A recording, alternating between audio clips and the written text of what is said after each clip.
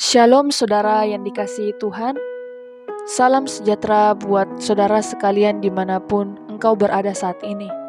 Pada kesempatan ini saya ajak kita untuk sama-sama mau merenungkan firman Tuhan. Perenungan kita malam hari ini terambil dari Mazmur pasal 63. Dan saya beri judul, apakah kamu sedang merasa rindu? Kalau pertanyaan ini saya tanyakan kepada sepasang muda-mudi yang sedang jatuh cinta dan sedang berjauhan, maka pasti jawaban mereka ya, mereka sedang merasa rindu. Dan juga jika ditanyakan kepada sepasang pengantin baru yang sedang terpisah, pasti mereka akan menjawab dengan lantang bahwa mereka juga sedang merasa rindu satu sama lain. Namun, jika pertanyaan yang sama diajukan kepada pasangan yang sudah lama, mungkin tidak sedikit yang sering menjawab dengan senyuman saja. Atau dengan kata lain, cinta mereka sudah mulai memudar.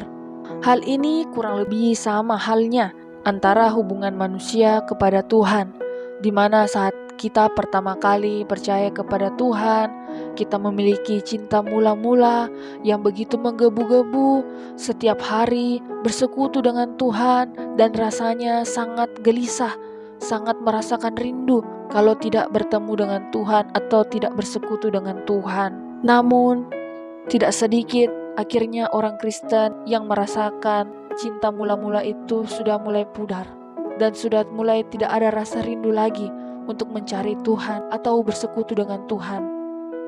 Saya ajak kita untuk sama-sama melihat kitab Mazmur pasal 63 ayat 1 sampai 9. Tapi pertama-tama saya akan bacakan di ayat yang pertama sampai keempat. Mazmur Daud ketika ia ada di padang gurun Yehuda.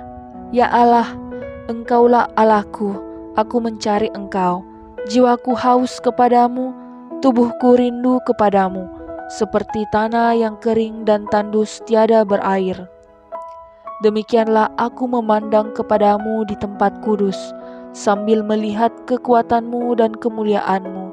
Sebab kasih setiamu lebih baik daripada hidup, bibirku akan memegahkan Engkau.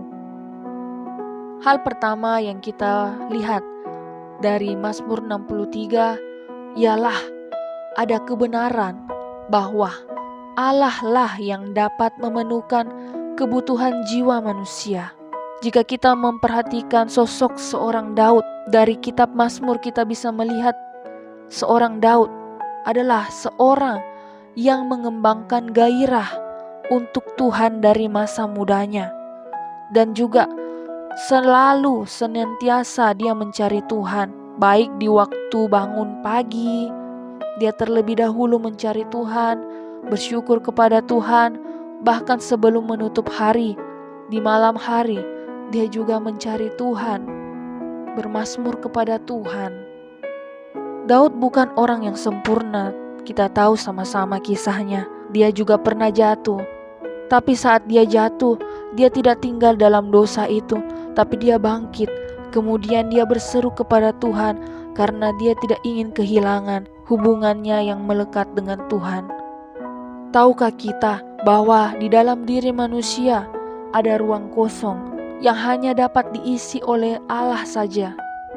Biasanya orang-orang pada umumnya, manusia pada umumnya berusaha mengisi ruang kosong itu dengan hiburan yang begitu banyak, dengan hal yang sia-sia, yang sebentar saja menghibur jiwanya, namun kemudian kesenangan atau sukaria itu hilang begitu saja saat semuanya berakhir. Makanya Daud mengarahkan rasa kekosongan, ruang dalam jiwanya itu kepada sesuatu yang tepat, kepada tujuan yang tepat. Dia tidak mengalihkannya dengan hal yang lain karena ia sadar itu sia-sia dan tidak ada kepuasan sejati selain di dalam Tuhan. Yang menjadi pertanyaan selanjutnya, bagaimana cara mengembangkan gairah, rasa rindu terhadap kebutuhan akan Allah? Karena apa? Karena manusia itu lemah. Sekali ia menjauh dari Tuhan, dia mulai merasa lemah, tidak mampu kembali kepada Tuhan. Akhirnya makin menjauh, akhirnya susah kembali lagi kepada kehidupan rohani yang penuh akan hadirat Allah. Hal yang harus dilakukan ialah di ayat yang ke-7 sampai 8 di Mazmur 63, apabila aku ingat kepadamu di tempat tidurku, merenungkan engkau sepanjang kawal malam, sungguh engkau telah menjadi pertolonganku, dan dalam naungan sayapmu aku bersorak-sorai. Hal pertama yang harus dilakukan ialah merenungkan Tuhan. Maksud merenungkan di sini ialah mengingat segala perbuatan atau keterlibatan Allah di dalam hidup kita. Waktu terbaik bagi Daud untuk merenungkan Tuhan ialah di waktu malam hari, yaitu waktu luang dari seorang Raja Daud. Masihkah kita memiliki waktu luang untuk mampu merenungkan Tuhan dalam kehidupan kita? Jangan sampai semua waktu kita direnggut oleh iblis melalui tipu daya iblis. Apalagi di zaman sekarang ada begitu banyak hiburan, ada begitu banyak hal-hal lain yang dapat menyita waktu kita, menyita pikiran kita, perhatian kita dari Tuhan. Berhati-hatilah saudara-saudaraku. Marilah kita mau memiliki waktu merenungkan Tuhan, merenungkan firman-Nya. Karena dengan merenungkan Tuhan akan memacu cinta kita padanya. Iman kita akan semakin kuat, akan makin bergairah, dan kebutuhan rohani kita pun akan terpuaskan. Kelemahan manusia ialah sering lupa. Oleh karena itu kita diajak saat ini, diingatkan kembali untuk mengingat kasih Tuhan, untuk mengingat segala kebaikan Tuhan yang Tuhan pernah lakukan dalam setiap kehidupan kita. Hal yang kedua, bagaimana mengembangkan kembali gairah kita akan Allah, yaitu dengan memuji Tuhan.